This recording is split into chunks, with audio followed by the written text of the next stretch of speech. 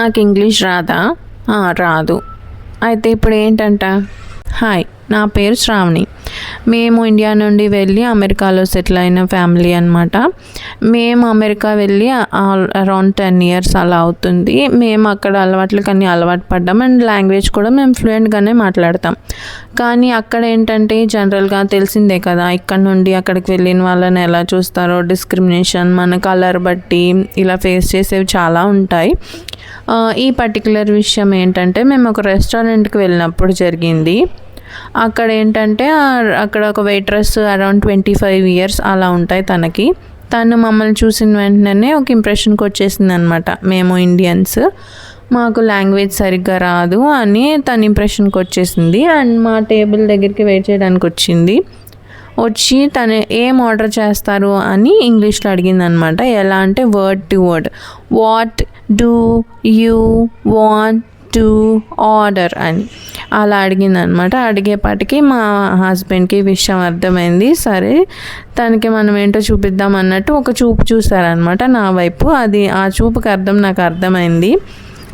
So నేను కూడా ఏం మాట్లాడకుండా సైలెంట్గా ఉన్నాను. తను ఏంటంటే వచ్చి రాని ఇంగ్లీష్ ఉంటుంది కదా, అలా మాట్లాడడం స్టార్ట్ చేశారనమాట. తనతో I want to order pizza అని అలాగా వచ్చి రాని ఇంగ్లీష్లో మాట్లాడారనమాట. మాట్లాడేసరికి తను కూడా అమ్మయ్య నేను వీళ్ళ గురించి అనుకున్నది నిజమే అన్నట్టు ఒక సాటిస్ఫాక్షన్ లుక్ ఇచ్చి మా పక్కన చైర్లో కూర్చుందనమాట. కూర్చొని తను పిజ్జా గురించి మాకు ఎక్స్ప్లెయిన్ చేయడం స్టార్ట్ చేసింది. ఎలా అంటే పిజ్జా ఏ షేప్లో ఉంటుంది, అందులో ఏమేమి వేస్తారు, అవి ఏ కలర్లో ఉంటాయి అని కూడా ఎక్స్ప్లెయిన్ చేయడం స్టార్ట్ చేసింది.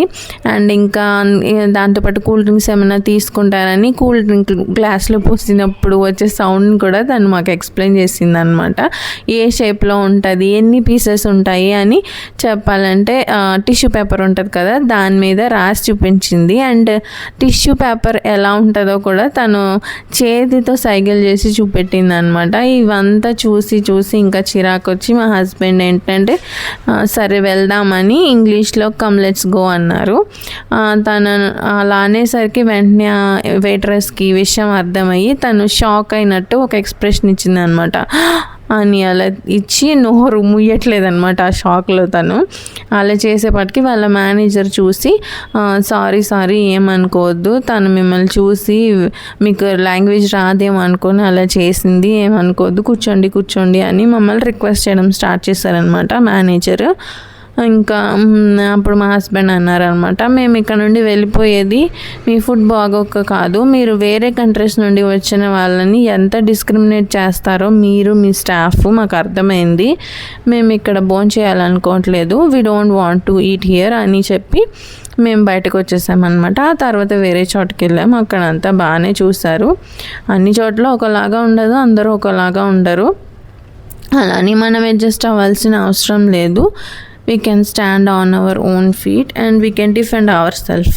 మీకు కనుక ఇలాంటివి ఎప్పుడైనా జరిగి ఉంటే please share your experience in comments. And ఇంకా పెద్ద స్టోరీ అయితే కనుక మీ స్టోరీ నా మెయిల్కి పోస్ట్ చేయండి. I will make a video out of it.